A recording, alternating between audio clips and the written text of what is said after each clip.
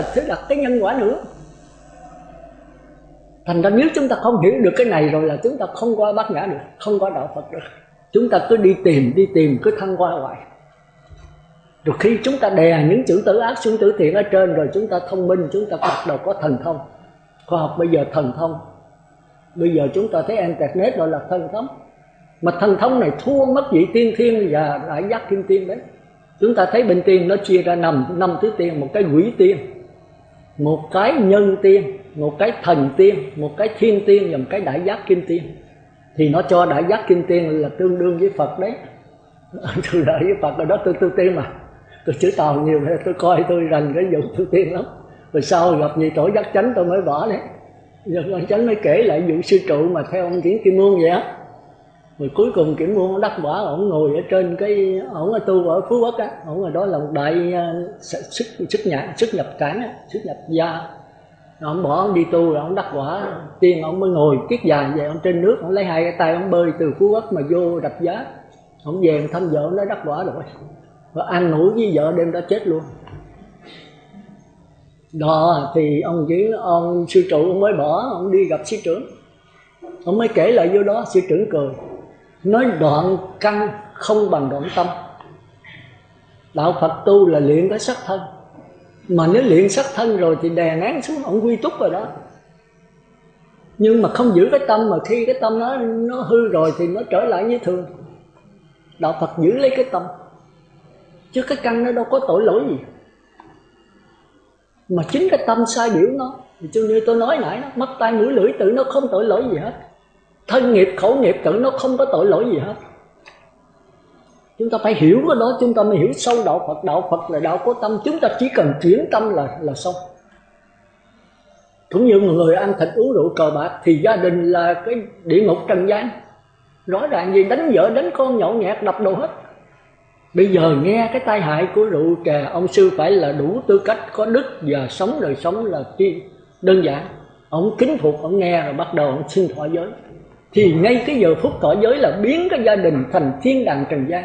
Phải thế không? Chỉ có một sát na thôi. Từ nay không ăn thịt uống rượu nữa thì mấy dân cờ bạc không đến nữa.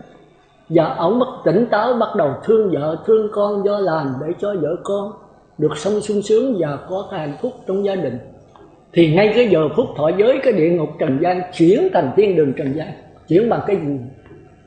Chuyển bằng cái hiểu biết. Cái hay của đạo Phật là chỗ đó, và cái tài ba của đức bổn sư của mình là chỗ đó. Ngài đi thẳng vào cái ai lại gia của chúng sanh, Ngài biết cái căn cơ mình ghiền cái gì thì Ngài đập ngay cái đó. Thế là mình đắc quả thôi. Còn bây giờ chính tôi còn không biết tôi nữa là tôi làm sao đắc được. Mà hãy tôi biết tôi là tôi đắc quả là hán, thế là xong đó. Biết cái gì? Biết cái sắc vững, đắc quả nhập lưu. Biết cái thọ vững, đắc quả nhất vãng lai bất lai. Biết cái tưởng vững, hành vững là một phần nhỏ của thức vững, đắc quả là hán. Còn biết được cái thức vững hoàn toàn, đắc quả Như Lai.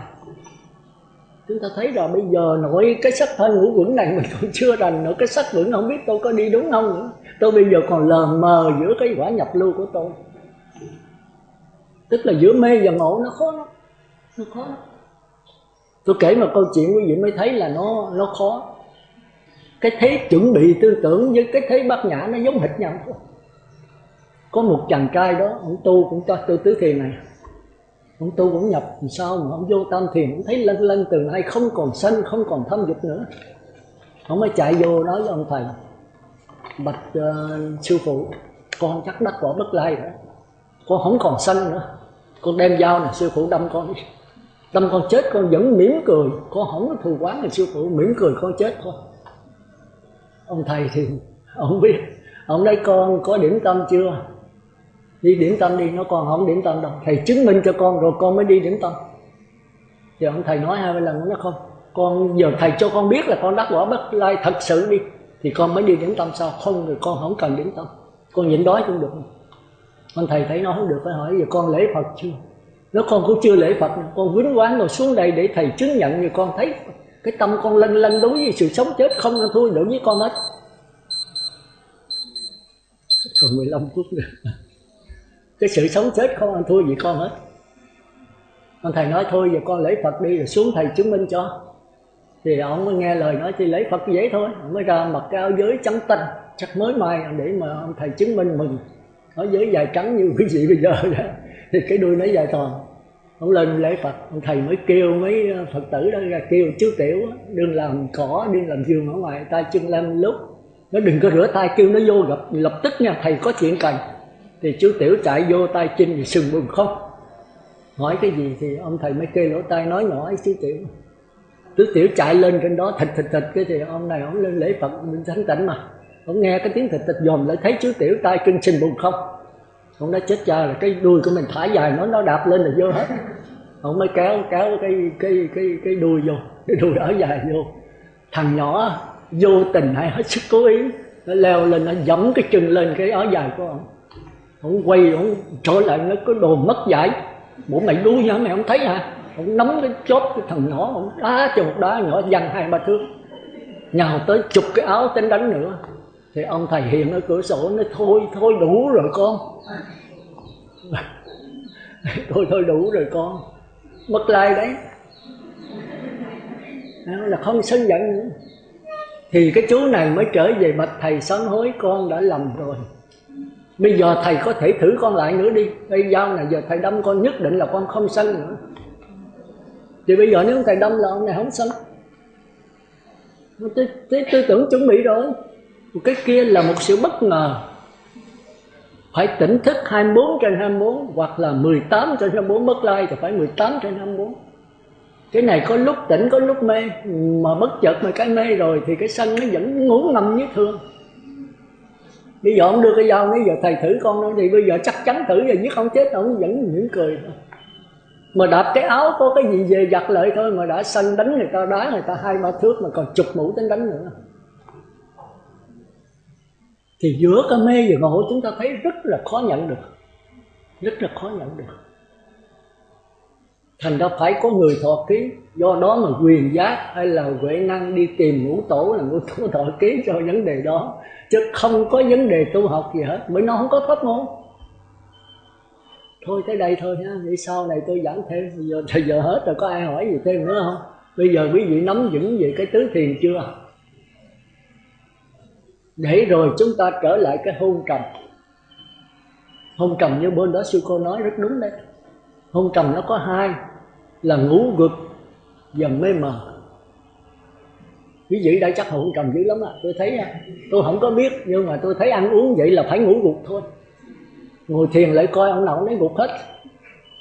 Ăn đồ nóng không, đồ dầu, bột ngọt. Hôm qua có đem cho tôi ăn thử mà tôi ăn có một miếng Tôi nói trời ơi, chiên dầu như vậy thì chết mấy ông sư hết rồi. Rồi bỏ vô miệng nó ngọt vô cùng. Mà quý vị thử ăn bột ngọt, quý vị nhai cho lâu cho nó thành nước, rồi quý vị nước vô nó lạc nhất. Cơm trắng cũng vậy. Cái đồ gì quý vị nhai cho nó bấy thành nước mà nó lạc nhất thì biết cái này là đồ hóa chất, không có đủ chất liệu cho mình tu đâu. Còn dầu đó thì ăn nó phạt cái gan nóng, nó mắt đỏ chặt thì ngồi xuống là gục thôi. Mà ngồi thiền gục thì qua ngày này qua ngày khác là được cái gì? Được cái ngủ gục. Mà ngủ gục là gì quý vị biết không? Ngủ gục là ột. Tôi nói đừng có thiền thôi nghe không? Nói vậy đó. Để mình cái tâm sao thì chết mình đi đó. Tôi nói là ham ngủ như con heo. Heo nó ngủ ly bì. Thế nên mình xuất gia đây là một Phật một ma đấy. Mình bỏ nhà, bỏ cửa, bỏ cha mẹ anh em cầu cái gì? Cầu cái giải thoát. Mà cái thân mà chưa giải thoát được rồi mong gì ăn, mặc, ở, bệnh. Mà Đức Phật còn nói tam thường bất túc. Tam thường là cái gì? Là ba cái thường thường không đầy đủ. Để chi vậy? Để cho mình bớt những cái tiện nghi. Tối ngày lo ăn không thì chết mồ. Thì giờ đâu mà tu học, thì giờ đâu mà coi kinh, thì giờ đâu mà nghiền ngẫm những cái kinh sách mà bí hiểm. Gõ mãi cửa mới mở, mà gõ mãi làm sao? Ngồi hoài cắn chặt lấy câu khởi đầu đó, cái cây câu mình không hiểu đó rồi thời gian mình sẽ ra thôi. Rồi bây giờ quý vị ngồi 2 tiếng là tôi nói là lâu bực rồi. Tu là phải ngồi, thiền là phải ngồi sao sư? Thì đúng nghĩa chứ thiền không phải là ngồi. Mà muốn đi tới thiền mà không ngồi không tới được. Giới lực không phải là đạo Phật. Mà không có giới lực không đi tới đạo Phật được. Chiếc áo không làm thành thầy tu, nhưng mà không có chiếc áo không thành thầy tu được. Chúng ta phải hiểu được cái nghĩa đó. Đi đứng ngồi nằm cũng phải thiền, mà cái đó là những đại căn á, những bậc tổ sư á. Quý vị phải biết là mình có 6 căn 6 con trâu, mà chăn lần 6 con làm sao chăn được. Thì cái thế ngồi là cột hết 5 con, mà còn giữ không được, giữ cái ý không mà chúng ta lấy con, mà cái ý là cái gốc của luân hồi. Đó, thành ra quý vị thấy là những người giữ 5 giới là không bao giờ đắc tứ thiền được, chỉ tập tu tứ thiền thôi. Tôi niệm Phật đếm từ 1 tới 10, mà khi hôn trầm địa ngục mà thì chúng ta có cách đối trị. Đây đúng là tôi hỏi từng người, nhưng mà chúng ta sắp hết rồi, buổi chiều nữa là hết rồi. Nếu hỏi nữa là chúng ta có 2 cách đối trị. Một cách đối trị của người và trời dục giới, tức là đối trị nhờ bên ngoài. Khi ngồi thiền ngục phải làm sao? Niệm Phật đếm từ 1 tới 10, hay là hít vô thở ra đếm 1, hít vô thở ra đếm 2. Mới đếm 2 cái rồi đi tuốt lút không biết đi về đâu, gục xuống một cái rồi mất hết, trời đất gì không còn. Tỉnh dậy cái niệm Phật lại, hay là đếm lại, hít vô thở ra đếm 1, hít vô thở ra đếm 2, hít vô thở ra đếm 3, cái nó đi tuốt lút luôn, nó gục xuống một cái không biết tới đâu nữa, thì phải trở lại đếm 1 nữa, rồi đếm 1 cái mơ màng. Cái này là khung trầm đấy, hồi nãy là ngủ gục, trời đất không còn biết, không biết đếm tới mấy nữa, mơ màng. Hít vô thở ra đếm 1, hít vô thở ra đếm 2, hít vô thở ra đếm 3, không biết mà đếm tới số mấy rồi ha. Nó mơ màng có đếm mà không biết số mấy, không biết 4 hay là 5, phải trở lại 1 lại. Mà làm không được nó gục hoài thì sao? Không lẽ ngồi đó mà cứ hôn trầm, cứ ngủ gục. Thì cách đối trị bên ngoài: đi kiếm trà uống, đi tắm rửa, đi lại Phật sám hối, đi tụng kinh, đi tập thể dục, hay đi kinh hành rồi trở lại ngồi. Đây là cách lấy bên ngoài để làm cho mình hết hôn trầm. Đó là cái yếu của người trời. Nghĩa là nhờ bên ngoài mình đem lợi cho cái xác thân mình nó khỏe. Còn nếu mà bệnh hoạn thì phải đi bác sĩ thôi. Còn nếu đi làm công chuyện mệt quá ngồi xuống gục, phải đi ngủ thôi. Cái này phải thành thật á, nó không phải gì tối ngày ngủ sư biểu là ngày ngồi ngủ gục là đi ngủ, là tôi không có biểu cái vụ đó à. Ngủ mà nó đã rồi, bây giờ nó vẫn còn hôn trầm thì là mình có kiết sử. Kiết là trói cột, nội sử đó, kêu nội kết. Kết là trói cột bên trong của mình. Mình có một cái gì phiền não, có một cái gì mà giải quyết không xong, mình bực dọc quá thì cứ ngủ thôi cho nó quên đi những cái phiền não. Thì đó là cách đối trị của người và trời dục giới. Tìm đủ cách bên ngoài đem lợi cho cái tỉnh táo của mình. Uống cà phê hay là uống trà hay là như thế nào đó, hay tập thể dục hay lại Phật 108 lại, thể dục ra mồ hôi, hoặc đi tắm trời lạnh thì tắm nước nóng, trời nực thì tắm nước lạnh để cho nó khỏe cái thân lại. Hoặc là do ăn uống, chúng ta để ý á, chúng ta bệnh gì thì lấy cái đó đối trị. Chứ tôi không thể nói một thứ nào chúng ta để ý, chúng ta biết mình bị cái bệnh gì thì mình trị cái thuốc đó. Thì cái đó kêu là đối trị bên ngoài. Do ở bên ngoài đem đến cho mình cái sự tỉnh táo. Còn các vị tu sắc giới rồi đó, người ta đối trị khác. Cái định lực người ta mạnh. Khi bị hôn trầm ta Nam Mô Phật 1 đếm tới 10, chừng 3-4 lần ta qua khỏi niệm Phật, người ta chìm đắm trong trạng thái niệm Phật, ta ra khỏi trạng thái chìm đắm thì cái hôn trầm mất. Cõi trời dục giới không làm được cái đó, cái định lực quá yếu. Muốn mạnh thì phải giữ thêm 3 giới nữa. Có hạnh kiểm đi đứng ngồi nằm theo dõi trong lúc còn sống mình, thì nhờ cái theo dõi đó mình mới cái tâm mình nó vững chắc. Thì cái tâm định lực vững này nó giúp cho mình đối trị nó dễ dàng. Còn qua nhập lưu lại khác. Chúng ta thấy cái kia là cõi trời dục giới, người trời dục giới. Cái này là định lực của cõi trời sắc giới. Rồi tới tứ thiền thì khỏe thôi, không có ngủ gục. Có thân đâu mà ngủ gục. Tứ thiền là không có thân, không có cảm giác nữa. Người ta định lực rất mạnh, ta ngồi người ta dùng cái tư tưởng suy tư duy về hư không. Thân là hư không, tâm là hư không, hoàn cảnh là hư không. Người ta chìm đắm trong hư không đó. cả trăm, cả triệu, cả mấy tỷ năm, là cõi trời vô sắc giới, không có sắc thân, không có cảm giác, chỉ sống bằng tưởng, hành và thức.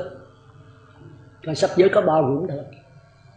Vô sắc giới, vô sắc là không có sắc thân nữa, mà không có sắc thân thì làm gì có cảm thọ. Nhưng mà bất lạc bất khổ thọ cũng là hình thức trá hình của cảm thọ. Cái này quý vị ngồi thiền lâu, quý vị coi duy thức quý vị mới hiểu được nó. Bất lạc bất khổ mà có cái thọ trong đó. Còn nhập lưu nhất dẫn lai bất lai thì nhập lưu được 1/4 bất lạc bất khổ mà không có thọ. A-la-hán 24/24 bất lạc bất khổ mà không có thọ, tức là một trạng thái vô ký mà tỉnh thức. Còn địa ngục là trạng thái bất lạc bất khổ thọ mà không có sự sống, không có cái biết luôn, vẫn là bất lạc bất khổ thôi. Bữa nào khác chúng ta đi sâu vô. Bữa nay cho cần phải lặp lại thôi, chứ nói một lần quý vị không nắm được đâu. Quý vị về lấy cái này rồi nghiền ngẫm tới lui, kỳ tới nếu còn gặp nhau nữa tôi sẽ giảng lại, giờ tôi đi sâu hơn nữa. Chúng ta còn phải nhiều lần thôi, chứ vì nói gì ngơ ngáo mà nói nhiều quá, vì nói trời sư giảng tùm lum hết. Có một sư nào xuống nói tôi có 3 kiết sử nhập lưu thanh kiến giới cấm thử nghi, mà sư giảng tùm lum từ địa ngục tới phi tưởng, nó tùm lum hết, tùm lum thiệt đấy. Nhưng mà rồi mình quy kết lại nó cũng có 4 cách nhìn thôi. Mà nếu mình không hiểu cái tùm lum này thì mình lọt ngũ âm ma. Người trời thì dễ thôi, như nãy tôi ngủ gục thì tôi đè nén nó xuống, không thì tôi đi kiếm cà phê, kiếm trà đồ này kia, tôi tập thể dục, tôi sám hối nó hết không? Nó tạm tới lúc đó mai uống ăn uống không đàng hoàng nữa thì nó trở lại nữa. Còn tu tứ thiền sắc giới thì đè nó xuống, định lực mạnh đè nó xuống. Mà đè hoài được không? Khi nhập định thì được vậy, xả định thì sao? Cũng là cái thế hỏng thôi. Còn tứ không thì không có sắc thân, nhưng mà ở trong đó hoài được không? Chán thì sao? Xả thiền, xả định, nhập rồi xả, sức định rồi xuống thấp rồi bật cái quá tải thì sao? Rớt xuống liền. Ông Quốc Đầu Lâm Phất ông dạy cho Đức Phật có cõi trời phi tưởng, ông thấy được cái pháp thân thường trụ Như Lai đó, ghi gớm vậy đó, chứ đâu phải là bở đâu. Thế mà khi mà ông ngồi thanh tịnh, ông nghe cái tiếng ăn móng của loài cá như là tiếng trời ầm, ông bực. Tới chừng ông xả định xuống rồi đó, ông nhập trở lại không kịp, ông nổi sân, ông nghe cái tiếng của loài cá ăn móng, ông chết đọa thành con chim phi ly, tức là chim muốn ăn cá. Có chỗ kia là con trồn, phi ly là con trồn ăn cá. Do đó là trong kinh Nguyên Thủy á, coi lại coi. Rồi lúc Đức Phật đi kiếm thì thấy ổng thành con trồn phi ly, con chim phi ly. Thì chúng ta thấy là có pháp đè nén chừng nào cái nó bật ra bật giữ chừng ấy. Thành ra Đức Phật mới đặt ra cái tứ niệm xứ là pháp quán. Mà chúng ta nên nhớ chỉ là luôn luôn có quán trong đó. Nhưng mà đi về chỉ nhiều thì cái tâm nó dễ đi vào cái hôn trầm, đi vào cái sự mê man, chìm trong mê ly. Bởi vì thường đó nó như gì nhớ là đi tới mà niệm Phật, khỏi cần niệm Phật mà vẫn có tiếng niệm Phật, có biết bao nhiêu cái thức biến trong đó.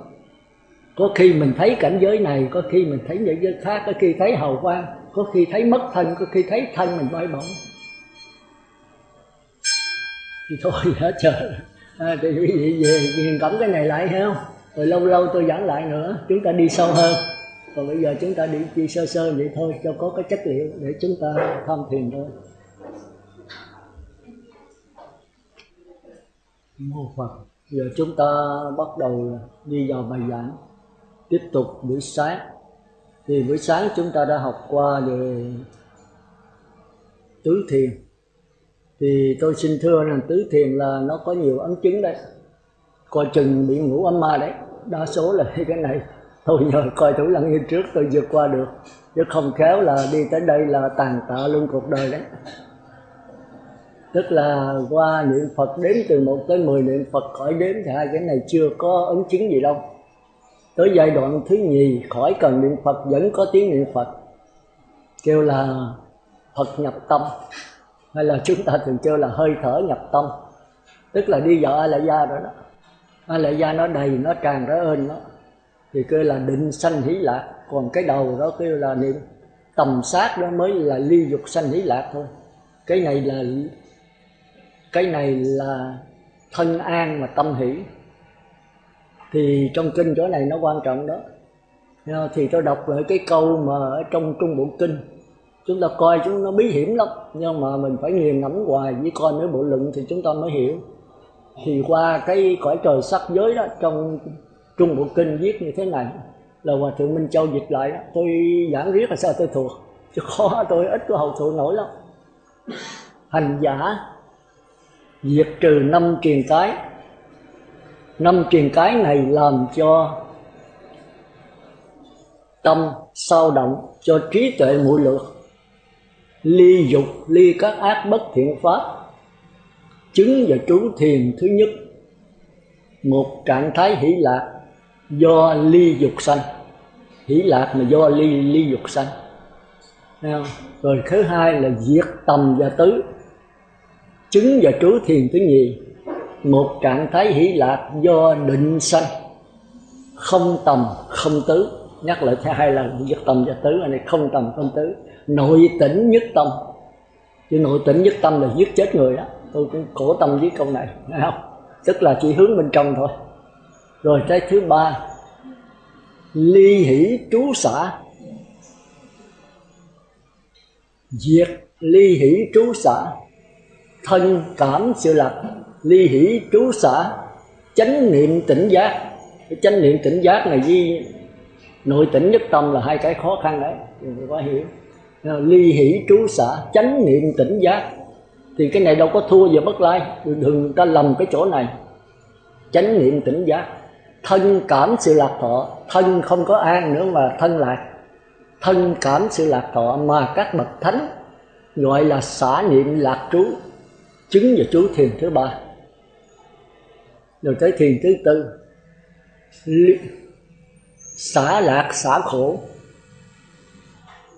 Diệt hỷ ưu đã cảm thọ trước, chứng và trú thiền thứ tư, không khổ không lạc, xả niệm thanh tịnh. Đó là nguyên văn ở trong Trung Bộ Kinh của Hòa Thượng Minh Châu dịch đó. Thì chúng ta thấy nó bí hiểm vô cùng, bí áo vô cùng. Nếu mà chúng ta không coi theo mấy bộ luận thanh tịnh đạo hoặc là duy diệu pháp, mà chúng coi cũng không hiểu lắm. Chúng ta phải nghiền ngẫm cho sâu và thực hành ngay trong cái cuộc sống của mình, thì chúng ta thấy nổi cái cõi trời sắc giới là khó khăn rồi đấy. Mà đó tôi giữ giới kỹ lắm à. Là tôi giữ giới kỹ lắm, tôi không có ăn chiều, mà tôi chỉ có ngồi thiền đi bát xin ăn, chứ tôi không có thuyết pháp, mà cũng chẳng làm Phật sự gì hết đó. Tôi là chỉ bị rầy là thụ động á, bị Hòa Thượng rầy hoài, mà bên chùa cũng vậy, không ưa tôi vấn đề thụ động, tôi không làm gì hết trơn, không có đi thăm Phật tử nữa. Tôi là khô khan mà khô thêm nữa. Tôi chỉ lo nội tâm thôi, ai nói gì nói, mình biết mình thôi, biết mình là còn kém, còn đủ thứ sao nên si hết. Mà bây giờ nội tỉnh nhất tâm. Nội tỉnh nhất tâm là thân an mà tâm hỷ đấy. Tức là bây giờ không có còn hướng bên ngoài nữa, tất cả các cảm giác nó khởi lên. Nhưng mà có cái thân với cái tâm là hai. Trong kinh nó có ví dụ rất hay đó. Tức là cái ví dụ pháp Phạm Kim Khánh nó dịch là của Narada, là lúc mình khát nước, mình đi hỏi, đi ghé đi trụ trì hỏi Hòa Thượng có nước không cho con uống, con đi sáng đến giờ khát quá. Hòa Thượng nói có, mà nước dừa lá xê nữa. Thì mình nghe mình mừng quá. Cái thân an, tức là thân sắp sửa đã khát, nhưng mà có uống đâu. Thành ra cái thân an thì cái tâm nó hỷ là mừng, chứ không phải là vui. Rồi Hòa Thượng mới nói rồi, mấy ông sa di đâu bưng nước ra, nước dừa mà lá xê cho mấy Phật tử đi dùng. Thì bưng ra mình uống, cái đó nó mát cả thân thể, mà không biết cái thân mình ở đâu. Toàn thân đều mát lạnh hết, quá khát thì quá đã. Thì cái này kia vi diệu, tức là vui. Cái vui nó khác với cái lạc. Cái lạc là cái thân an mà tâm hỷ, cái tâm nó mừng. Còn cái này nó chiếm hết cả toàn thân, thì cái thân nó lạc, mất cái thân luôn. Mình không biết cái thân ở đâu, toàn thân đều là lạc thọ hết. Thì mình thấy giải thích rất hay, nhưng mà hạ thủ công phu mới thấy. Tới giai đoạn này cái thân mình không biết nó ở đâu, nó mê man. Tôi nghĩ mấy ông xì ke ma tí chắc cũng mê man vậy đó. Nhưng mà sau rồi xả ra thân bại danh liệt. Thành ra mình cũng giống như cái xì ke ma tí, giống như đứa con nít vậy. Khi mình tập trung vào có đối tượng nào mê trong đó rồi, mình không biết trời đất gì hết. Cái trạng thái này mà Đức Phật có nhập định, tôi nhớ trong bộ kinh, không biết trong bộ kinh trường bộ kinh Tăng Chi gì đó, Đức Phật cũng có nhập định cái này đó. Nhập định mà tới trời mà đánh cái con trâu cách đó mấy trăm thước này không hay, tới chừng xả thiền ra là mới biết. Thì mình thấy Đức Phật cũng phải nhập định này đó. Nghĩa là Ngài phải đi qua hết cho mình biết rằng nó không đưa tới giải thoát. Và cuối cùng Ngài mới đi tự tìm lấy, không thầy chỉ dạy, do Ngài tự ngộ. Thì chúng ta mới thấy cái bát nhã với cái này dễ lòng. Thành ra người tu mà tới giai đoạn định sanh ý lạc, tức là khỏi cần niệm Phật nữa, vẫn có tiếng niệm Phật và chìm đắm trong trạng thái niệm Phật, tức là mất thân luôn. Thì cái này, cái thức mình đó khi nó thanh tịnh rồi đó, nó biến hiện đủ thứ hình tướng hết. Có người thấy thế giới cực lạc, có người thấy là thiên đường, có người thấy hào quang, có người thấy hoa nở, đủ tướng lạ hết. Mà nếu mình chấp mình chứng đắc, mình ra xưng mình nói mình chứng đắc người ta rồi lọt được không mà. Nó cái ấn chứng nó không có hại, mà nó cũng chẳng có lợi. Lợi hại là cái do người tu nó chấp. Thành ra chúng ta thấy là tưởng đâu sắc thân ngũ quẩn này là tai ác, không có ác. Ngũ thủ quẩn, chữ thủ mới là ác. Giới cấm cũng không có lợi hại gì hết. Giới cấm là cái phương tiện đưa đến giải thoát, phương tiện thôi. Mà hễ chấp giới cấm thì ngũ thủ quẩn, giới cấm thủ. Chữ thủ mới là chết người. Thành ra cuối cùng nó đi tới cái Niết Bàn A-la-hán rồi, mà nếu mà còn chấp trong Niết Bàn quá thành vụ nữa thì mới đi tới vô thủ trước Niết Bàn, cũng cái thủ nữa thôi. Thành ra chúng ta thấy rồi, cái gì cũng kẹt vào cái thủ. Thủ là gì? Là dính mắc trong đó, ghiền ở trong đó. Ghiền bên ngoài rồi bỏ về tới ghiền bên trong, rồi bỏ nữa tới hổng trong bên ngoài, ghiền ở trong cái mê hồn trận của tư tưởng. Thì sáng tôi có giảng thì cô có hỏi nó, thì sư nói là cái hột giống già khi bị câu niệm Phật nó đè những cái hột giống non lép chết hết, còn hột giống già là hột giống gì? Thì sáng tôi có giảng mà không biết sư cô hiểu không, có thấy nó sáng tỏ không? Vì coi tôi biết, cho tôi biết coi sáng tỏ hay không, để thử coi tôi. Nói thật ra tôi giảng mờ mờ chứ tôi không có giảng rõ, mà không biết lấy sư cô hiểu làm sao.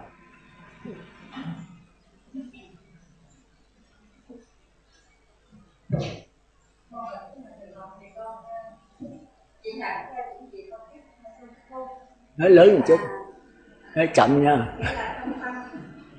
Thì nó có những cái chuyện tự ác, mà cái niệm sở dĩ mà nó cái chuyện tự ác mà nó còn bị những chuyện tự gì đè lại mà nó cũng còn sống, tức là cái năng lực của những chuyện tự ác này nó mạnh, mặc dầu nó bị đè hết nhưng mà nó không chịu cho được.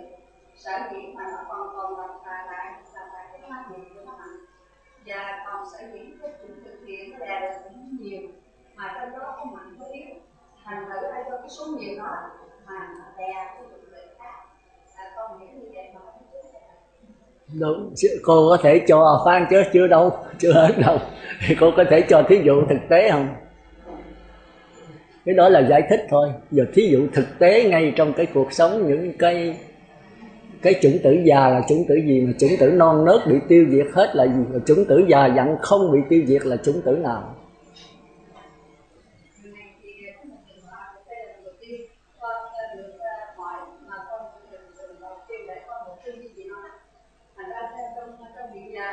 Thì con được nhận là những chủng tử mà nó già, có nghĩa là con hiểu cái chữ già này là cái năng lực của mình, cái năng lực của mình. Ví dụ như cái năng cũng là những việc làm ác, mà những việc làm ác ví dụ như cái việc ác mà có những năng lực mạnh, như là những tội luyện tịch, những cái tội luyện tịch nghĩa đó là nó nặng, tại vì nó có những cái năng lực mạnh, tức là người đó có thể giết được cha mẹ của mình, người đó có thể giết được bậc thánh nhân, vị bậc hiền, hay là những người đó là những có thể làm muốn cố sát một gì hay là Phật, mà những vị hiền tức như vậy, những vị sanh người ta được thì biết được cái năng lực ác của người mạnh, thì có vị đó là những người ác không mạnh. Mô Phật, vậy là cảm ơn sư cô được rồi.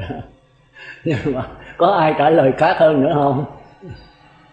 Tôi đã giảng rồi, tôi giảng rất rõ mà quý vị không có biết. linh động trong đó, không có sáng tạo trong đó. Chủng tử đó chính là những cái nội kết hay là kiết sử thì kêu là chủng tử. Thì có vô lượng chủng tử, nếu kể với sư cô này nó nhiều lắm, nhưng mà Đức Phật tóm lại có 10 thôi. Nếu tóm lại có 3 thôi, tóm lại nữa có 1 thôi. Vô lượng kiết sử tức là vô lượng phiền não đó. Mà Đức Phật tóm lại có 10, trong bài tứ diệu đế tôi có đề. Còn 3 nữa là tham sân si, mà 1 nữa là có tư tưởng thôi. Nguyên nhân của luân hồi sanh tử là tư tưởng thôi. Rồi kể 3 là tham sân si, tư tưởng tham, tư tưởng sân, tư tưởng si. Thành ra bên tiểu thừa lấy cái tham làm gốc. Mà nếu mà tham dục, tham sắc, tham vô sắc nhất rồi tam giới không còn. Còn bên đại thừa thì cao hơn. Anh cứ tham, anh cứ sân, nhưng mà anh đừng có si thôi. Tức là lấy cái trí tuệ làm gốc. Thì tham là làm bộ tham thôi. Cũng như thầy giáo mà vô dạy lớp mẫu giáo mà nó cứng đầu quá thì cũng nổi sân, cũng chửi, cũng bụp tay thôi. Nhưng mà ông không bao giờ giận. Mà cái bộ điệu ông là giận đấy. Giận mới đánh, mới chửi, mới rầy nhau. Nhưng mà thật sự trong tâm là không có giận. Nếu mà thầy giáo giỏi mà cái lòng từ bi, nhưng mà Bồ Tát thị hiện thì cũng phải làm bộ giận, làm bộ sân. Một người muốn độ ăn cướp nó thì phải làm chúa đảng ăn cướp. Tụi ăn cướp nó giết một lần 1 người, 2 người, chúa đảng phải giết lần 10 người. Cái tài phải hơn vậy tụi nó mới phục. Phục rồi mới nó nghe nó mới độ nó được. Nhưng mà các này giết các này cứu được. Còn mình giết là nó thua quá luôn. Giết có khi tiến hóa mà có khi sa đọa. Cái gì Bồ Tát giết người đó là phải tiến hóa thôi.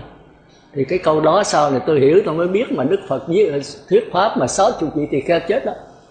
Thì không phải là Đức Phật không biết đâu, Ngài quá biết. Còn mình không biết, mình không có cái trí tuệ Đức Phật, mình phê phán tùm lum hết. Thôi giờ trở lại. Thì cái kiết sử đó là kiết là trói cột, sử là sai kiến. 9, 10 cái phiền não này cuối cùng Đức Phật tóm lại có 10 cái thôi. 1 là thân kiến, 2 là giới cấm thủ, 3 là nghi. 3 kiết sử này thuộc về bên ngoài, tức là cái sắc thân sắc quẩn này, chứ chưa có qua thọ. Thì cái này thô tháo dễ trừ, thường kêu là lợi sử. Nhập lưu là dứt rồi. Cái này thuộc về sắc thân thôi, tức là cái chiếm hữu bên ngoài. Sắc tài danh lợi ăn ngủ nghỉ đem cho cái sắc thân phù trần can, chứ không phải tịnh sắc nha. Tức là mắt tai mũi lưỡi sắc thân này. Còn tới tham dục sân thì cái này hơi khó trừ đấy. Cái này là cái hột giống hạng trung. Còn cái giống nào giống non nớt thôi. Nhập lưu chiếu một cái là lép xẹp hết à. Nó tiêu hết trơn rồi. Chỉ thấy có bất tử mà chiếu vào cái sắc quẩn đó. Cái nhìn lặng lẽ là tiêu hết. Còn cái thọ quẩn này là cái hột khá hơi già. Tức là thọ cảm già, thọ già, thọ và sân và tham dục. Thì cái này đó nhất Vãng Lai mới làm nhẹ đi sân cái tham dục, Bất Lai mới dứt hẳn. Rồi tới tham sắc, tham vô sắc, ngã mạn, phóng dật vô minh. Đây là những hột giống cằn cỗi già, không bao giờ diệt nổi nó đâu. Bất Lai đầu hàng rồi. Còn tới cái thức quẩn đó thì A-la-hán cũng đầu hàng luôn, không có diệt được. Cái pháp chấp là không bao giờ diệt. A-la-hán nhập diệt thọ đừng định quá là tam giới là biến mất. Còn pháp giới vẫn còn như thường. Pháp giới là chuyển biến sát na, nó là cái vô lượng vô biên. Thì khi mà nhập diệt thọ đừng định rồi, nó vẫn là từ mặt căn thiệt là báo tiết bàn tịch tịnh, nó xuống mặt căn thứ nhất là lại gia cá nhân. Rồi nó kêu là hư vô di tế. Rồi cái vọng tưởng kiên cố là cái vô minh chi mạc, nó mới kéo xuống thành hư minh lê lói. Rồi vô minh chi mạc, vọng tưởng kiên cố nó mới kéo xuống thành dung thông. Rồi nó lợi trở lên, nó về với cái mặt căn thiệt. Cứ thế nó chuyển biến mãi. Thì mấy cái sử này là không căn cố đế. Dầu đắc A-la-hán bây giờ nó cũng không hết. Thì ở đây tôi muốn nói đó, những cái kiết sử đó nó bây giờ có làm gì làm, nó chỉ ngủ ngầm thôi, chứ nó không bao giờ bị tiêu diệt.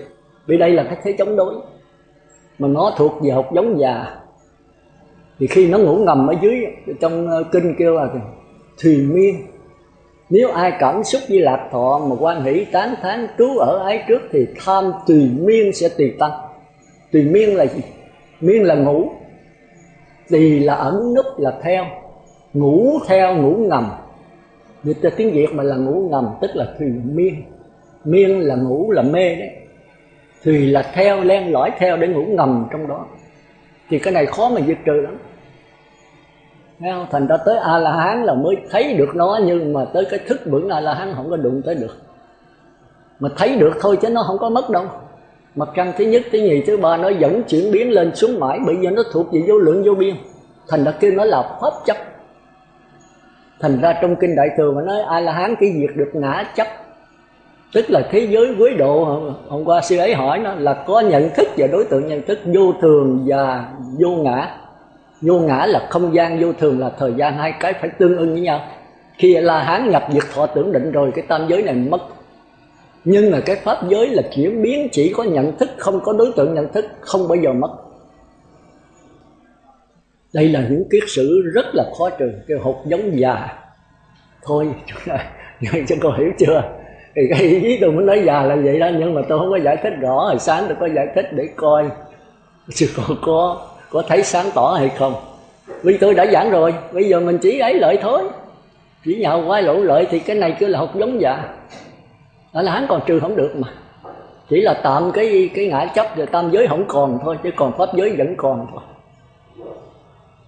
Giờ ai có hỏi gì không, có ý kiến gì vấn đề đó không? Cái đó là cái hiểu biết của tôi à, chứ chưa chắc đúng hay sai tôi không biết. Ở đây chúng ta nên nhớ chỉ làm sáng tỏ thôi. Tôi giảng là tôi phải chịu trách nhiệm thôi. Nếu đúng là tôi thành Phật, mà trật thì tôi thành ma thôi. Thì tôi xin đề nghị Phật tử là chỉ mình trao đổi với nhau thôi, rồi về phải nghiền ngẫm mà thực hành trong cuộc sống mình. Nếu mà đem lại ích lợi cho mình, ích lợi mọi chúng sanh thì đó là đúng. Còn không được thì là tôi giảng sai rồi đó nha. Thì đó là xong. Bây giờ có ai hỏi gì không? Nếu không có thì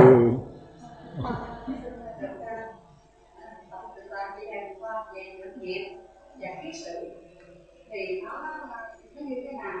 Tại vì nghiệp khi mà tất cả những hành động mình làm thì cái nghiệp đó nó bằng ở trong ta đại giao, bằng ở đâu? Như vậy thì để đưa đến cái vấn đề mà để mà rõ những nghiệp nó rõ ra, mình nghĩ là như vậy thì giữa nghiệp và kiết sử thì nó như thế nào thôi? Sư cô hỏi là cái nghiệp nó nằm ở đâu, nếu nói kiết sử nó nằm ở đâu, và khi nó phát hiện như thế nào, phải vậy không? Rồi, giờ ai trả lời được nào? Tôi đã giảng rồi. Là quý vị phải về ráng có một sự linh động, một sự sáng tạo một chút. Chứ Phật Pháp mà cứ ngắt là nó kẹt đấy. Phải có một sự linh động, sinh động và sáng tạo. Chứ giờ giảng chi tiết từ cái là chết luôn. 10 năm bây giờ tôi giảng chưa hết nữa. Nhưng mà mình đã trả lời trong đó, nắm cái gốc 4 đường ác, 4 đường thiện, 4 tiểu thánh, 3 bậc tam tôn. Hôm trước thì như tôi có giảng rồi mà, sư cô hỏi rất hay, vì tôi giảng qua lướt qua mà tôi không có lặp lại. Bây giờ giảng chút nữa nha.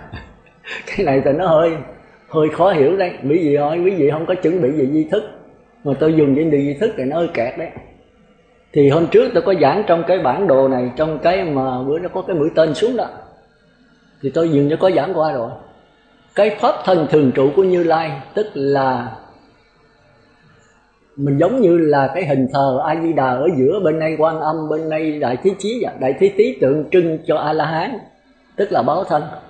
Còn Quan Âm tượng trưng cho từ bi, bên đây là trí tuệ, bên đây từ bi. Còn ở giữa là pháp thân thường trụ. Thì tôi thấy là bên nào cũng vậy, 3 cái á.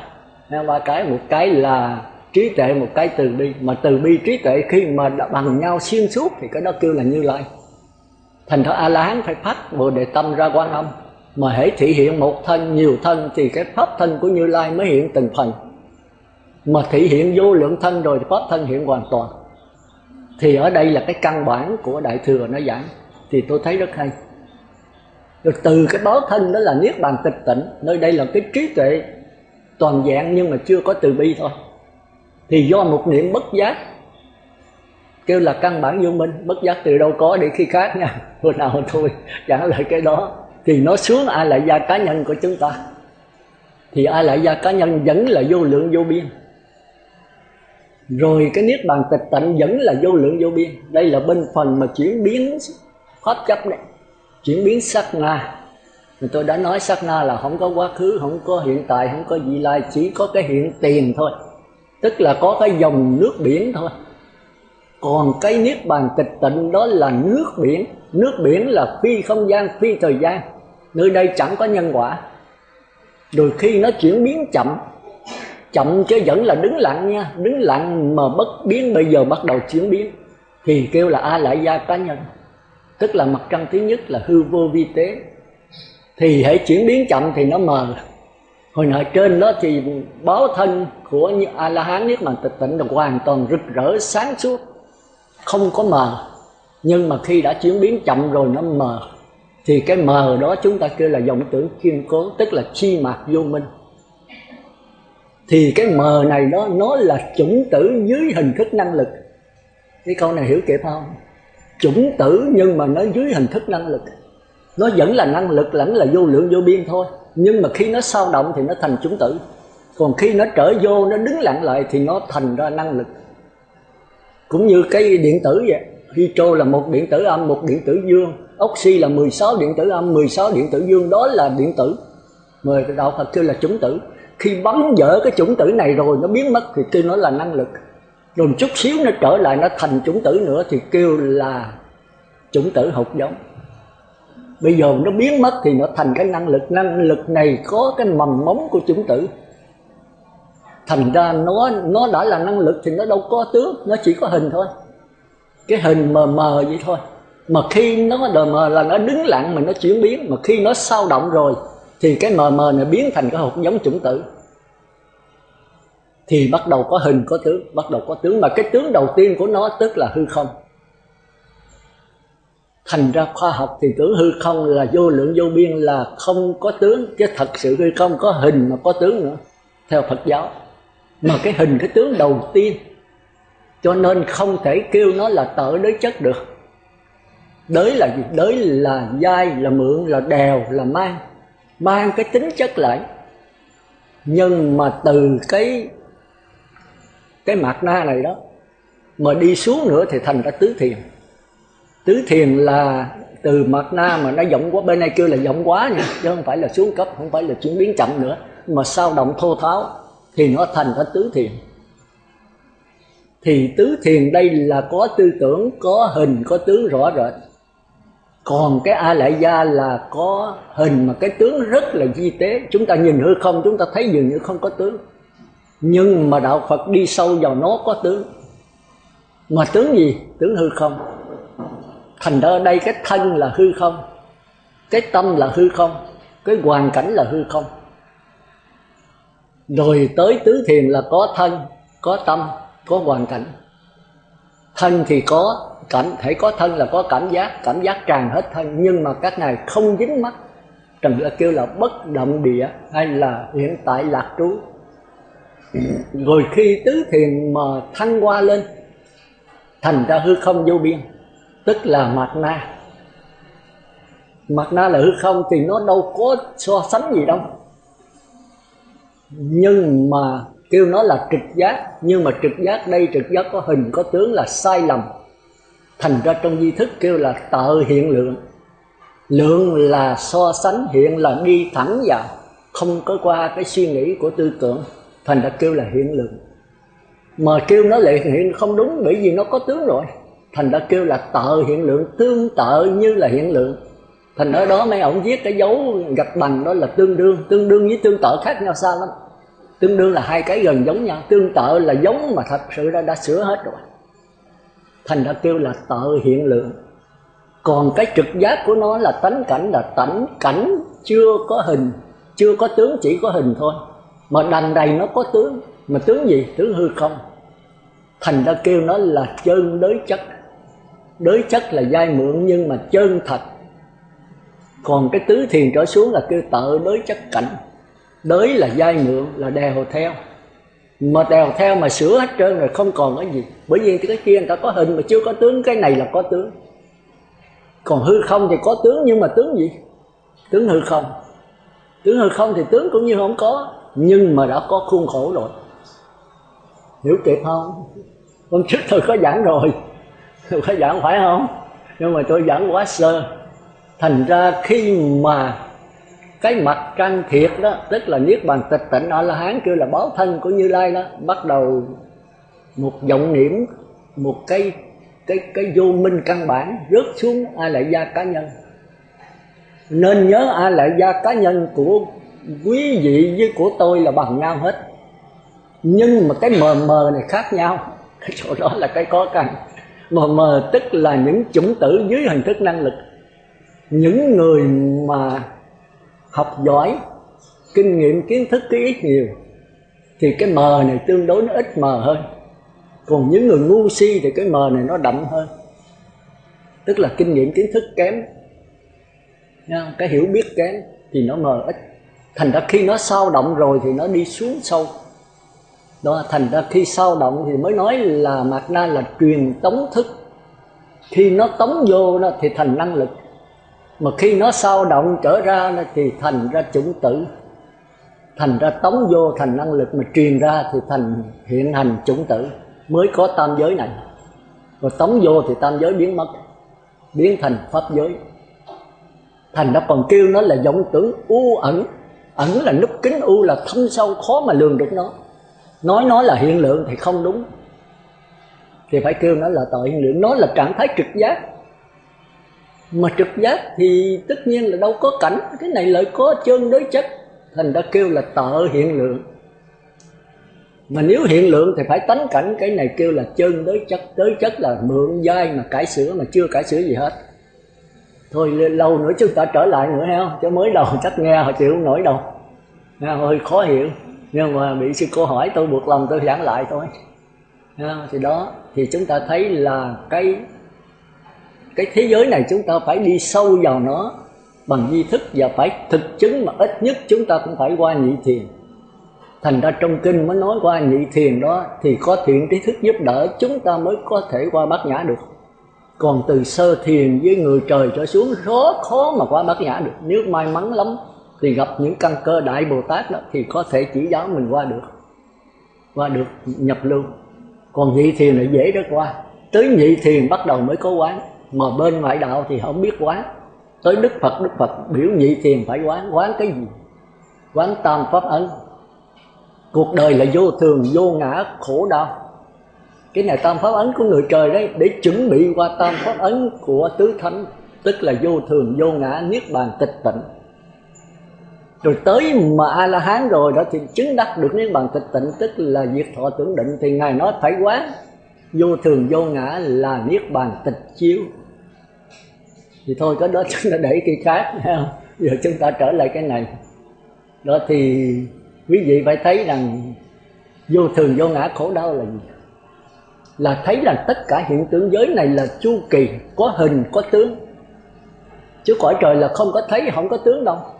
Không có tướng là nhập lưu nhất vãng lai bất lai đó, mới thấy được có hình không mà không có tướng. Tức là chỉ có cái dòng nước chuyển biến thôi, không có tướng. Mà có tướng là sống. Còn cõi trời này chỉ thấy sống thôi, chứ không nhận được cái dòng nước đâu. Nhận ra được dòng nước thì bắt đầu qua nhập lưu. Mà dòng nước chỉ là nhận lại thôi. Chút nữa chúng ta đi vào vấn đề đó. Mà thực tế chứ không có thí dụ nữa. Đó thì tới đây là cái tâm bắt đầu thanh tịnh. Nó có nhiều cái ấn chứng khởi ra. Mà nếu mình không học cái giáo pháp trước là mình thuộc ngũ ấm ma, mình có thể bị điên. Mình cho là thật. Có nhiều người đắc cái này rồi cho thật. Chẳng hạn như hồi sáng tôi nói lỡ qua cái ông thầy gì đó, thì tất nhiên là tưởng mình là A-la-hán. Mà A-la-hán rồi đỡ, ông tưởng là Như Lai nữa chứ. Còn vô thượng sư Thanh Hải gì cũng ở trạng thái này. Cô có chứng đắc đấy, không phải là không đâu. Tôi coi cái tiểu sử rồi trong báo gì đăng đó là bà có tu theo đạo Sikh đó. Bà là người Tàu, hội chợ lớn á, theo ông thầy gì đặt là Thích Như Nguyện hay gì đó, Thích Nữ Như Nguyện hay gì đó. Rồi sau đi ngoại quốc qua bên Ấn Độ học cái đạo Sikh đạo gì đó, và có thành thông đó. Bà ta lầm tưởng mình là Như Lai, vô thượng sư. Mà người nữ làm gì mà vô thượng sư được? Chúng ta thấy là nó kẹt. Nhưng tất nhiên là bà có chứng đắc thần thông, thì bà lầm thôi. Cái này trong kinh nó kêu là không phải là kêu là cái tăng thượng mạng, chứ không phải là kêu là đại vọng ngữ. Từ đại vọng ngữ là phải lục y đấy. Cái đó là 4 đại giới trục sức rồi đó. Còn cái này là có chứng đắc, nhưng mà lầm tưởng đó là bát nhã, thì kêu là tăng thượng mạng. Trong kinh mình mới thấy mấy cái đó. Thôi giờ chúng ta trở lại đó, thì chúng ta thấy ở đây có ấn chứng mà thôi. Chúng ta nên nhớ, nếu học giáo pháp rồi thì ấn chứng cứ để ấn chứng. Ấn chứng có thiệt hay không? Dĩ nhiên Phật tử nói không có thiệt, nói ấn chứng là không có thiệt là sai, mà nói ấn chứng có thiệt là trật. Cái đạo Phật của Bát Nhã nó khó vậy đó. Tôi hỏi bây giờ quý vị ở đây với tôi đang ngồi nói chuyện giảng pháp đây là có thật hay không? Có hay không có? Nếu nói có là sai, mà nếu không là trật. Cái đạo Phật nó khó vậy đó. Nếu không có thì tôi quý vị ngồi đây làm cái gì? Còn nếu nói có thì những cái hình ảnh này là toàn do con người mình tạo ra. Thế giới này là thế giới đối chất, do cái nhận thức của người, của quý vị với tôi đồng nhận thức mới tạo ra cảnh giới này. Nếu mà chúng ta đi sâu vào nữa thì đâu có cái mắt tai mũi lưỡi, đâu có cái trịnh xá này. Cái này là thế giới của chu kỳ. Nếu mình nhìn kỹ, nó khoa học bây giờ nói được chiếu ra thì cái này toàn là điện tử không, toàn là một số điện tử đang quay vòng trong vũ trụ, chứ không có tướng này, chỉ có cái hình điện tử đang chuyển biến thôi. Khoa học bây giờ đi tới chỗ đó, toàn thấy vũ trụ chỉ là điện tử thôi. Hay nói theo duy thức là có chủng tử âm, chủng tử dương thôi, thì đâu có người ta. Rồi nếu thiếu sâu nữa đó, thì chủng tử mà phá chủng tử bỏ thì nó biến thành năng lực, chỉ là một cái dùng hào quang thôi.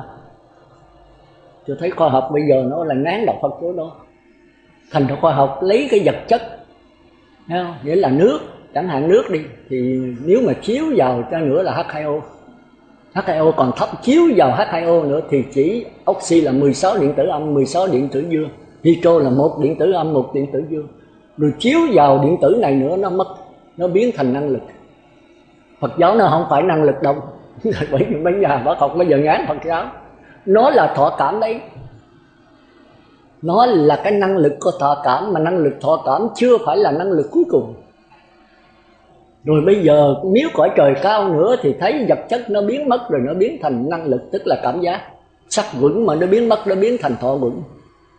Thì thọ quẩn phải vi tế hơn. Thì cái này phải nhất dẫn lai bất lai mới thấy được nó. Và cõi trời sắc giới vô sắc thấy được nó.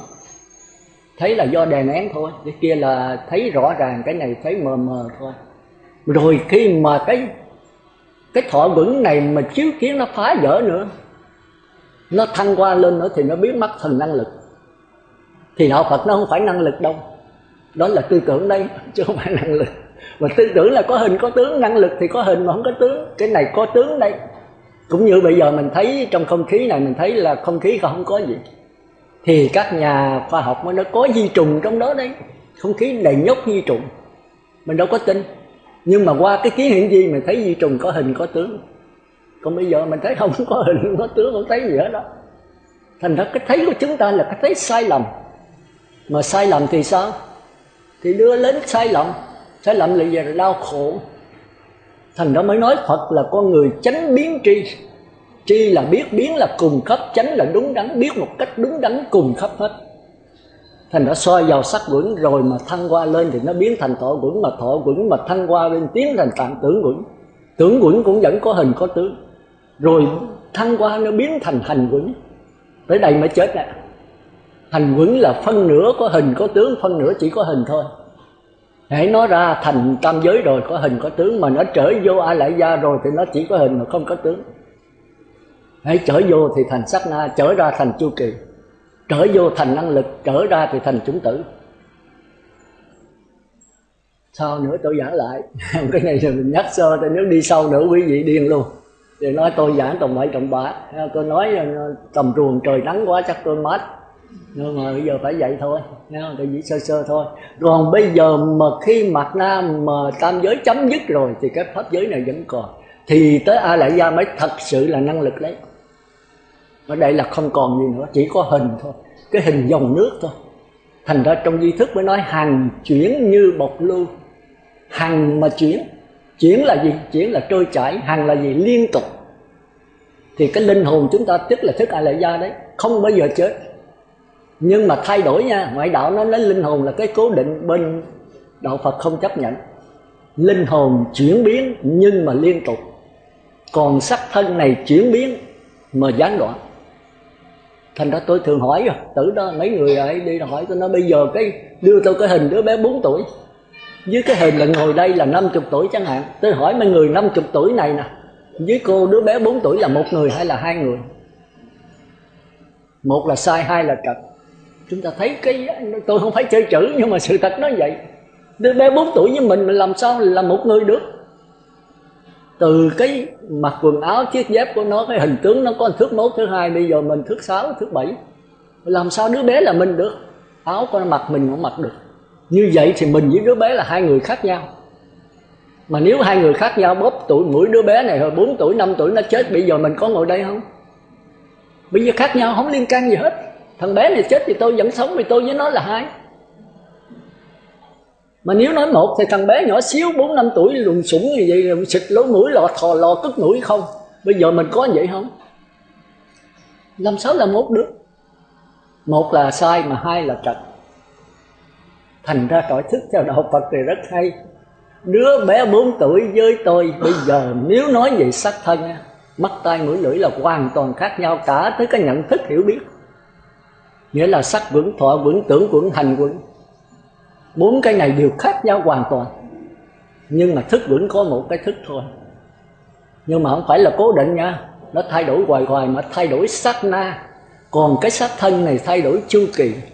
Chu kỳ cho nên phải sanh, phải già, phải bệnh rồi phải ngủm vô lò thiêu.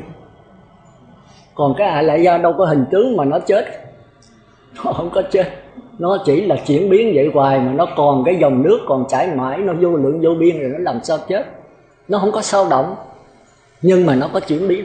Còn cái sắc thân này vừa chuyển biến vừa sao động. Do sao động cho nên có tướng, do có tướng cho nên phải hoại.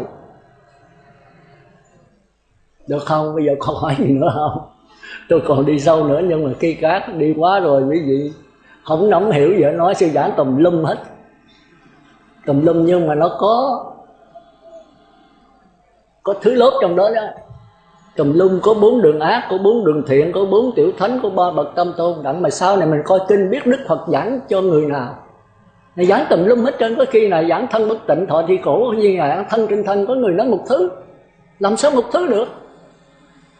Mà nói khác, làm sao khác được? Không khác được. Thành ra quán thân bất tịnh thì người trời cũng quán thân bất tịnh. Tứ thánh không thấy thân bất tịnh sao? Cũng vậy thôi. Nhưng mà có thêm cái lặng lẽ trong đó, nó khác. Cũng như Đức Phật mà nhập tứ thiền vào lúc này sắp sửa chết đó, trong kinh Nguyên Thủy có đề đó. Nhập sơ thiền là sức sơ thiền là qua nhị thiền, sức nhị thiền qua tam thiền, sức tam thiền qua tứ thiền, rồi sức tứ thiền Ngài trở lại tam thiền, nhị thiền, sơ thiền là Ngài trở lên tứ thiền, nơi đó Ngài nhập niết bàn. Quý vị có thắc mắc cái gì không? Tôi coi ở đó tôi thắc mắc đấy. Tôi nói vậy thì Đức Phật nhập tứ thiền với một vị ở tứ thiền, Đức Phật nhập tam thiền với một vị tứ thiền xuống nhập tam thiền giống nhau hay khác? Rồi một vị A-la-hán nhập tam thiền giống như Như Lai nhập tam thiền hay không? Mà giống như một vị tứ thiền nhập tam thiền, mà giống như vị tam thiền là nhập tam thiền hay không? Khác hai một thứ. Một thứ là sai mà khác nhau là trật. Chúng ta thấy là nó khó lắm. Rồi sau này mình suy nghĩ mà nói, nếu mà cái trường học, trường mẫu giáo mà bây giờ ông thầy giáo không có mượn học trò lớp 7 xuống dạy thì cũng phải đánh dần thôi. Mà học trò lớp 7 đánh dần giống như là mẫu giáo đánh dần không? Nó giống là sai mà nó không giống là trật. Rồi mà học trò lớp 10 xuống dạy cũng vậy thôi. Nhưng mà giống như học trò lớp 7 giống như mẫu giáo không? Giống là sai mà ba là trật. Rồi bây giờ ông thầy giáo xuống dạy cũng đánh dần như vậy thôi, cũng một giống hệt thôi, mà giống hay không? Cũng không giống được. Rồi tôi còn cái thắc mắc nữa, tại sao Đức Phật không đi sơ thiền, nhị thiền, tam thiền, nhập diệt thọ tướng định, bát niết bàn, mà tại sao tới tứ thiền mới bát niết bàn? Ngài không có giải thích, mình phải tìm chứ làm sao. Mà gõ mãi thì cửa mở. Mình phải lặng lẽ mình đi vào thiền định, rồi tự nhiên trong cái yên lặng đó vô siêu trí sẽ giải quyết hết tất cả. Tôi nhờ cái lì đó, chứ tôi nói thật tôi ngu hơn quý vị bây giờ. Quý vị bây giờ thông minh hơn tôi nhiều. Tôi nói thật, tôi là con người lù khù nhất trong gia đình, kêu là ông Từ không à. Ngồi đâu ngồi đó chứ tôi không có hoạt động. Tôi thì thụ động nhiều hơn là hoạt động. Tới bây giờ cũng vậy. Tôi ít có làm việc xã hội, ít có mở ấy lắm. Giảng đạo thuyết pháp nhiêu thôi mà tổ chức như vậy đó thì tôi đầu hàng đó. Tôi là chỗ ồn ào là tôi muốn xỉu rồi. Tôi không chịu chỗ lại mà được. Tôi chỉ là độc cư rồi tôi hận nhất. Chỗ thanh tịnh mà tôi ngồi thiền thì tôi khoái lắm. Làm những cái căn nó nhiều kiếp. Thành ra tôi là lù khu lắm. Tôi là giỏi lắm. Không có biết giờ xã hội. Tôi đi về nội tâm thì tôi mau. Còn đi về hướng ngoại mà lo tổ chức cái này trước kia tôi đầu hàng thôi. Mỗi người nó có một cái khiếu có nhiều kiếp. Đó thì thôi bây giờ chúng ta trở lại. Bây giờ có ai hỏi gì nữa không? Cô thấy gì tạm sáng tỏ chưa? Tạm thôi chứ còn không sáng tỏ lắm đâu. Nhưng mà tạm hiểu và về suy nghĩ thêm mà. Chứ bắt tôi giảng hết là tôi không phải giảng. Thì cái đó mình về mình khéo, mình linh động, mình sáng tạo đó. Thì mình thấy là nó dính liền nhau hết trơn à. Giờ có ai còn thắc mắc gì không? Không ấy là tôi giảng tiếp à. Tôi giảng qua Bát Nhã với tư tưởng ấy. Đó rồi chúng ta nghĩ còn không bao lâu nữa, nửa tiếng nữa. Giờ không có hỏi gì không? Thì chúng ta trở lại cái thực tế giữa cái Bát Nhã và cái tư tưởng. Tư tưởng thì thế giới của nhân quả có điều kiện, chúng ta vừa giảng rồi. Sơ thiền thì tới sáu chi. Kéo tư tưởng mà ở đây cái đề mục là niệm Phật hoặc là hơi thở, một trong vô lượng đề mục đó.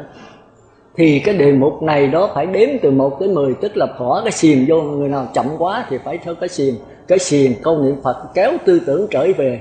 Với sắc thân là 4. Rồi cái sắc thân mà cái hỷ mới nổi lên là 5. Rồi chìm đắm trong cái hỷ qua cái lạc là 6. Mà thiếu điều kiện là không vô đó được. Rồi lần lần chúng ta thăng qua lên điều kiện bớt lần.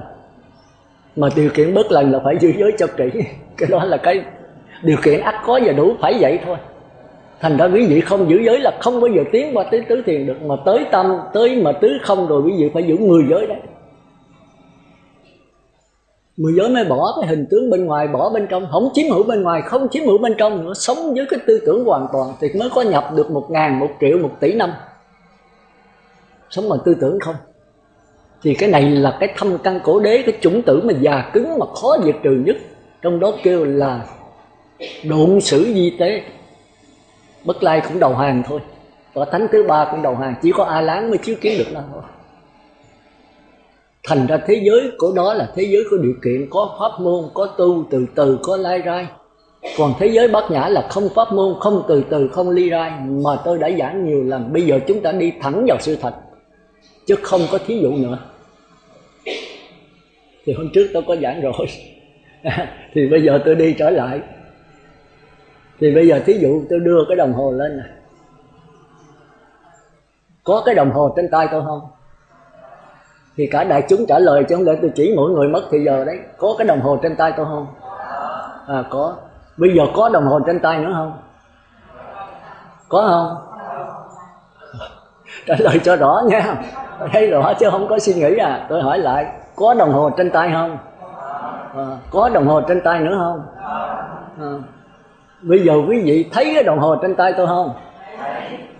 Thấy đồng hồ trên tay nữa không? Thấy không?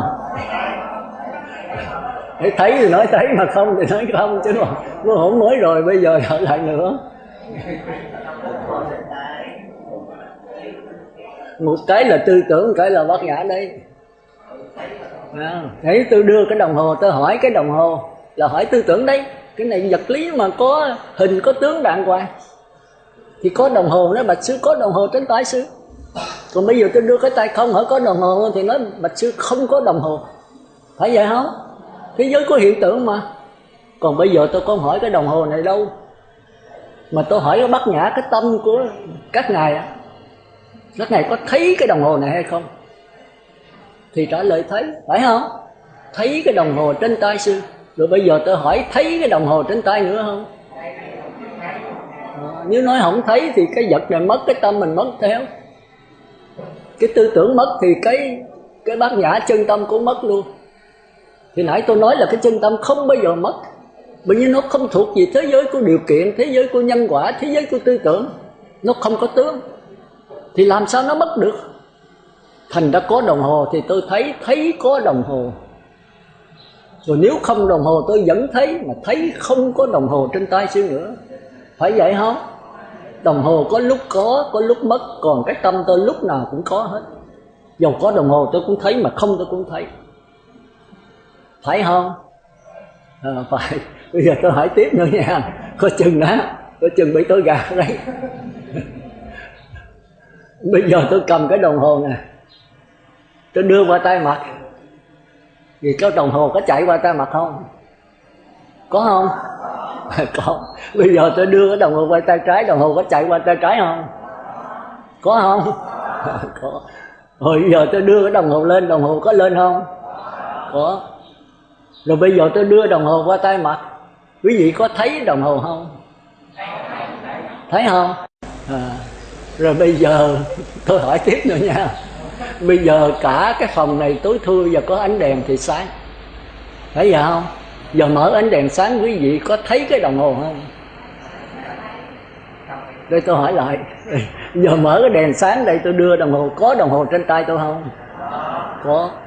Bây giờ tắt đèn hết, cái phòng tối thui, vậy thì có đồng hồ trên tay không? Có chừng đó.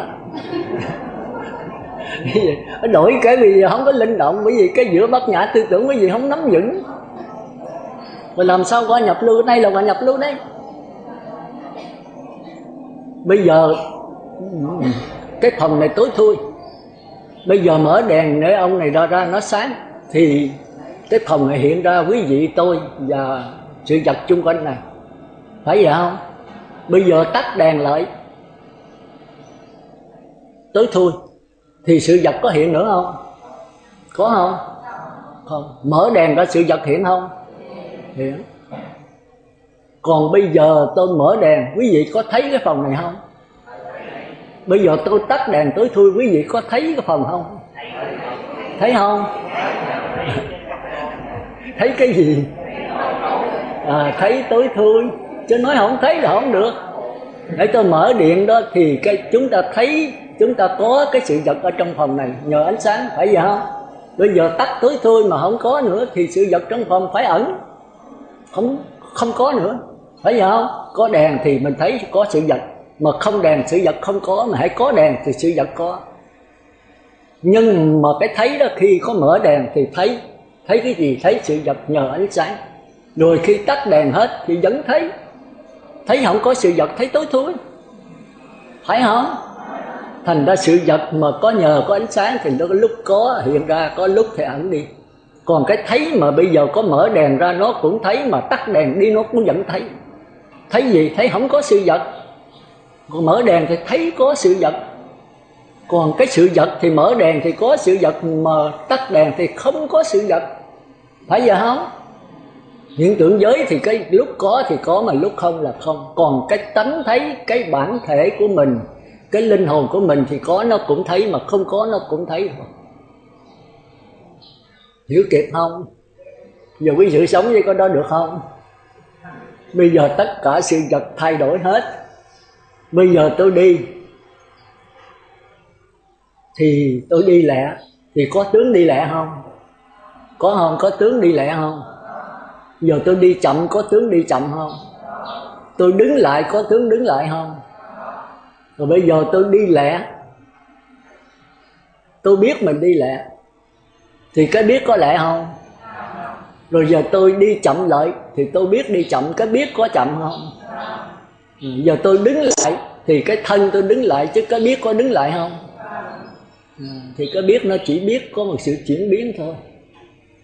Thành ra tôi đi thì có cái đi, mà không có tôi đi. Có tôi đi là bắt đầu có tư tưởng, là có thế giới của vọng tưởng rồi đấy. Còn nếu tôi đi mà tôi biết rằng có cái sự chuyển biến mà không có người chuyển biến, thì đây là chúng ta qua nhập lưu. Chỉ có vậy thôi. Biết mà không có chủ thể, biết có đi, biết có đứng, biết có ngồi, biết có nằm, biết có nói, nhưng mà không có tôi vô đó. Còn tôi biết tôi đi, tôi biết tôi nằm, tôi biết tôi đứng, tôi biết tôi nói là qua thế giới của tư tưởng. Có chữ tôi trong đó là có tư tưởng cải sửa, do đó thì thế giới này là bắt đầu đau khổ rồi đấy. Còn lặng lẽ nhìn tất cả đi, đứng, ngồi, nằm, mà chỉ có sự chuyển biến của từ cái khối năng lực, cái khối điện tử thôi. Chỉ có cái con người chuyển biến chứ không, chỉ có sự chuyển biến chứ không có con người chuyển biến. Chỉ có cái hình tướng đang chuyển biến trong vũ trụ này thôi. Mà hãy thêm tôi đi cái là kẹt. Tôi đứng, tôi ngồi, tôi nằm. Có đi, có đứng, có ngồi, có nằm, nhưng mà không có tôi. Tức là không có cái ngã trong đó. Hiểu không? Thì bát nhã là vậy đó. Bây giờ làm sao để mà đi tới cái biết, làm sao để đi tới cái thấy đó. Bây giờ tôi thấy cái đồng hồ thì có cái đồng hồ, mà tôi để đồng hồ xuống thì không có đồng hồ. Phải vậy không? Còn bây giờ tôi cầm đồng hồ lên hỏi có thấy đồng hồ không? Thì thấy, mà thấy có đồng hồ. Tôi để xuống hỏi có đồng hồ không? Thì nói thấy mà thấy không có đồng hồ. Thì làm sao quý vị đạt được cái thấy này? Tu pháp môn gì? Quý vị nói tôi nghe tu Tịnh Độ hay tu Thiền Tông hay tu Tứ Niệm xứ để đạt đến cái thấy này. Ví dụ tu từ từ, tu lai rai, hay là thấy ngay bây giờ, hay về tu 1-2 tháng, 1-2 năm với các pháp môn Tịnh Độ, pháp môn Thiền Tông, niệm A Di Đà giúp cho con thấy cái này. Có pháp môn nào không? Có thầy nào chỉ mình cái đó không? Có từ từ, có lai rai không? Có thời gian vài tháng nữa, tu vài năm mới được cái thấy này không? Hay là nó ở sẵn ở đây, mình chỉ cần nhận lại nó thôi. Mà bây giờ không nhận lại thì làm sao? Làm sao là kẹt nữa? Làm sao là tìm cái pháp môn để con đi tới cái thấy này? Không có pháp môn nào hết. Thấy là thấy ngay bây giờ và tại đây, mà không thấy thì thôi. Không có pháp môn nào hết. Hiểu kịp chưa? Hồi đó giờ tôi giảng cái bát nhã là không có pháp môn, nhiều người xuống nhằn quá trời đi. Tôi giảng cái gì rồi không có cái gì hết. Cái thấy này có cái gì đâu. Nó thấy có sự vật, thấy không có sự vật. Thì sự vật lúc có lúc không, mà cái thấy lúc nào cũng có. Có lúc có ánh sáng thì sự vật hiện, mà ánh sáng tắt thì sự vật ẩn. Nhưng mà khi ánh sáng mở ra thì cái thấy vẫn có, mà ánh sáng tắt đi thì thấy không có sự vật nữa. Rồi khi mình mở mắt ra thì mình thấy tất cả sự vật. Khi mở mắt là thứ đặt cái nhân quả nữa.